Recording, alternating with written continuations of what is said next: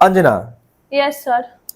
આપેલ એક્સેલની ફાઇલ જેનું નામ test.xlsx આ ફાઇલ આ કોમ્પ્યુટરમાં કયા લોકેશન પર સેવ છે તે જાણી શકાય? હા સર. કઈ રીતે? ઇક્વલ ટુ સેલ કૌંસમાં ફાઇલ નેમ કૌંસ પૂરો એન્ટર. ઓકે.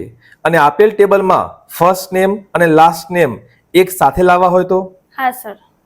ઇક્વલ ટુ કૌંસમાં પહેલા સેલને સિલેક્ટ કરી and double inverted comma space double inverted comma and બીજા સેલને સિલેક્ટ કરી કૌંસ પૂરો એન્ટર.